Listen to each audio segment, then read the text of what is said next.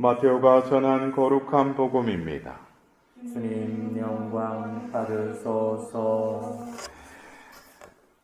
그때 예수님께서는 요한에게 세례를 받으시려고 갈릴레아에서 요르단으로 그를 찾아가셨다. 그러나 요한은 제가 선생님께 세례를 받아야 할 터인데 선생님께서 저에게 오시다니요 하면서 그분을 말렸다. 예수님께서는 지금은 이대로 하십시오. 우리는 이렇게 해서 마땅히 모든 의로움을 이루어야 합니다. 하고 대답하셨다. 그제야 요한이 예수님의 뜻을 받아들였다. 예수님께서는 세례를 받으시고 곧 물에서 올라오셨다. 그때 그분께 하늘이 열렸다. 그분께서는 하느님의 영이 비둘기처럼 당신 위로 내려오시는 것을 보셨다. 그리고 하늘에서 이렇게 말하는 소리가 들려왔다. 이는 내가 사랑하는 아들, 내 마음에 드는 아들이다. 주님의 말씀입니다. 그리스도님 찬미합니다.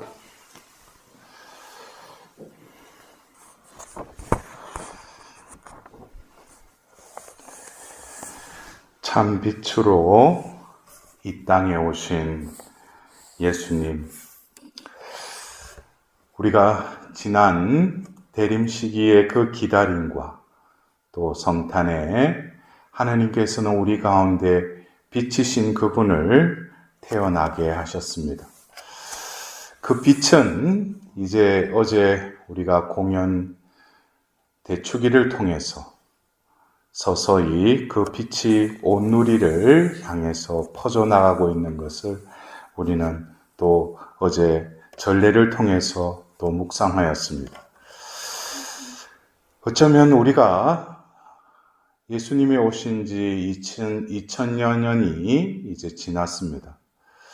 매년 우리가 이 전례 시기를 지내면서 오늘 우리는 주님 세례를 기념하는 이 축일을 지내고 있습니다. 우리는 어떤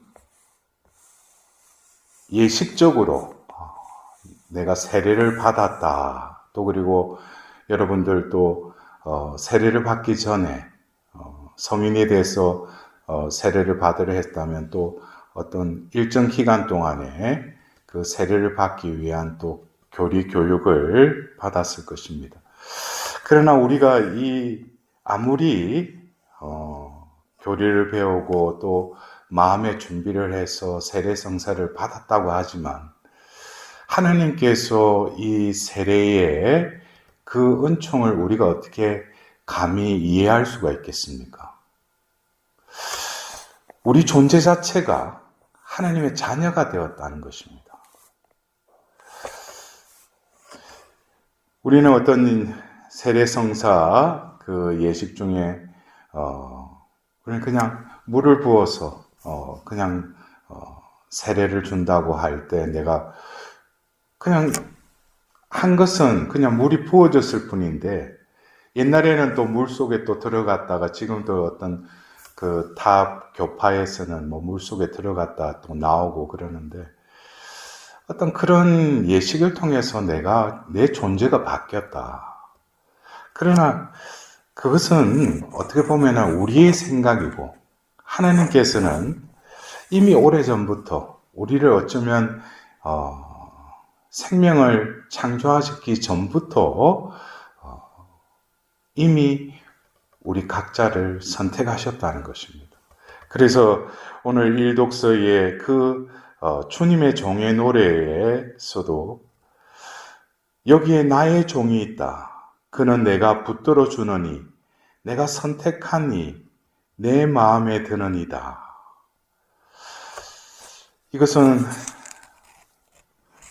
메시아, 주님의 종을 또 지칭하기도 하다고 그러지만은 어쩌면 보잘것없는 피조물인 나를 또 하나님의 자녀가 되게 하셨다. 그것에 대해서 우리는 너무나 의뢰히 듣고 서로 또 이야기 중에 우리가 하나님 자녀다라는 것에 대해서 얼마만큼 의미를 부여하면서 내가 살아가고 있는지. 오늘 일독서의 그 주님의 종의 노래에서는 분명히 그 종을 선택하시고 또 당신의 마음에 드는 이라고 하시면서 내가 그에게 나의 영을 주었으니 그는 민족들에게 공정을 펴리라. 그리고 6절에도 내가 너를 빚어 만들어 백성을 위한 계약이 되고 민족들의 빛이 되게 하였으니. 어떻게 보면 하나님의 그 의도하심, 우리는 그냥 때가 되어서 그냥 여러 가지 각자의 그 여건의 인도에 따라서 교회에 입교했지만 하나님께서는 세례를 베풀었다는 것, 내가 세례를 받았다라는 것은 하나님의 뜻이 이미 나에게 이제 시작되었다는 것이죠. 그냥 성당을 왔다 갔다 하고 성사생활하고 어떻게 보면은 삶에 있어서 조금 변화는 생겼지만 그러나 과연 나의 존재는 세례를 통해서 하나님이 이제 예수님을 이제 공생애를 시작하도록 하는 데 있어서 요한에게 찾아가서 세례를 받도록 합니다. 근데 요한 세례자는 어떻게 보면 거부는 아니더라도, 왜냐하면 이분의 그 존재에 대해서 하나님께서 열어주셔서 알았으니까. 자신은 그분의 신발끈을 풀어드릴 자격조차 없다고 그러는데 그분이 오셔서 세례를 받으려고 하자 처음에는 조금 의아해하다가 결국에는 예수님께서 모든 의로움을 이루어야 한다라는 말씀을 듣고 요한이 예수님의 뜻을 받아들이면서 세례를 받으십니다. 어쩌면 그 예수님께서 세례를 받으셔야 된다. 이 세례라는 것이 결국 물의 세례, 또 회개의 세례라고 그러죠. 요한 세례를. 근데 문득 저는 그 구약에 창세기부터 해서 그 마카베오 하금까지 이어지는 이 구약이라고 하는 이 전체의 내용을 보면은 제 나름대로 그 성경을 읽고 또 성경을 가르치면서 결국 구약의 이야기는 이 말로 또 대표되는 주제로 말할 수 있지 않는가 싶어요. 이거는 저의 의견입니다.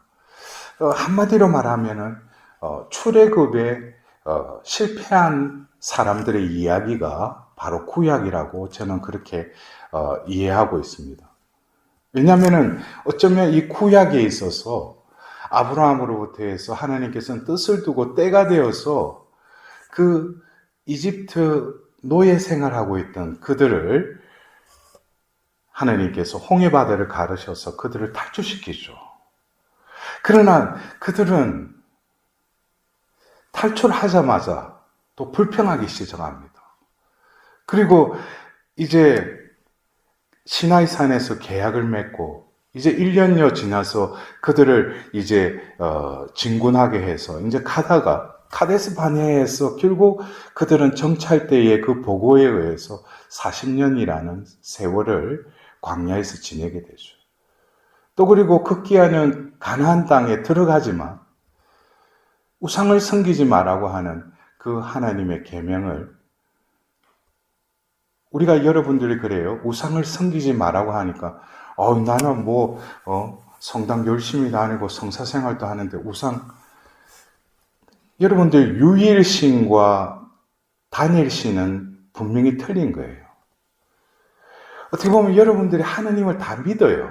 그러나 내가 유일신으로 믿는지 아니면 단일신으로 믿는지 어떻게 보면 같은 의미인 것 같아도 단일신을 믿는다는 것은 여러 신을 인정하는데 그 중에 이 신을 믿는 것을 단일신이라면 유일신은 오로지 신은 한 분이시라는 거예요. 하느님밖에 없다는 거예요. 그러면 우상을 섬기지 말라고 하는 것은 어떤 또 다른 신을 섬기는 것이기도 하지만 겉으로는 하나님을 섬기는 것 같아요. 그러나 또 다른 것에 마음을 두고 그것에 숭배를 하게 된다는 거예요. 험숭이 아니라 숭배를 하게 되는 거예요.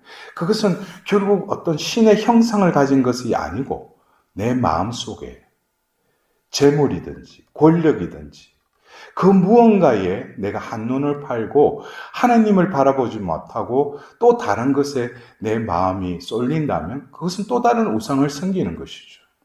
그것이 어떻게 보면은 가나안 땅에 들어갔던 그 이스라엘 백성들의 그 역사가 결국에는 우상 숭배로 치달았던 것이죠. 그래서 어떻게 보면은 출애굽에 실패한 그 역사가 구약의 역사라면 신약을 열면서 오늘 예수님께서 요한의 세례, 바로 그 요르단강에 들어가셨다가 나오십니다. 거기에 우리 여러분들도 그 신학적인 의미, 옛 인간이 죽고 새 인간으로 다시 태어났다. 그러나 그것이 내 삶에 있어서 얼마나 실현되고 있는지, 구약의 이스라엘 백성들을 홍해바다를 가르셔서 그들을 탈출시켰다면 그 광야에서 끊임없이 불평하고 우리가 이집트에서 고기 가마에서 떨어지는 고기라도 먹었으면 하고 끊임없이 마음은 이집트로 돌아가려고 하는 그런 그들의 어떤 상태와 내가 세례를 받고 하나님의 자녀가 됐다는 것은 내 수고가 아니라 하나님이 그냥 은총으로 옛 삶에서 새로운 삶으로 나를 건너가게 하신 것이죠. 그러면 나도 결국에는 이제 새로운 삶을 살아가야 되지 않겠습니까? 그러나 어떤 존재론적으로 내가 로마서 5장에도 보면은 여러분들은 예수 그리스도와 함께 죽은 세례를 받은 것을 모르십니까? 라고 바오로 사도가 물어요. 우리는 세례를 통해서 예수 그리스도와 함께 죽었어요. 죽었지만 또 묻혔지만 예수 그리스도와 함께 다시 살아났다는 거예요. 이것은 어떤 존재론적인 차원에서 우리의 존재가 그냥 하나님 자녀가 되었다라고 우리는 또 믿지만 그 과정 속에서는 옛 인간이 예수 그리스도와 함께 죽고 묻히고 부활하여서 새로운 하나님의 자녀로서 새로운 피조물로서의 삶이 시작되었다는 것이죠. 그래서 이러한 존재의 의식, 존재의 자각이 없이 신앙생활은 어떻게 보면은 옛 삶을 그대로 살아가요. 그리고 주일날 그냥 미사 참여하는 거. 그리고 어쩔 수 없이 1년에 2번 판공 때 그냥 성사 보는 거. 이것이 과연 구약에 그 출애굽을 하고 하나님께서는 그들을 가나안 땅으로 데려가서 이미 그 자리를 잡고 있는 이방 민족들에게 하나님의 그 백성이라는 것을 드러내게끔 증거하게끔 그들과 계약을 맺었는데 그들도 거기에 함몰되어서 어떻게 보면은 결국 유배까지 가게 되는.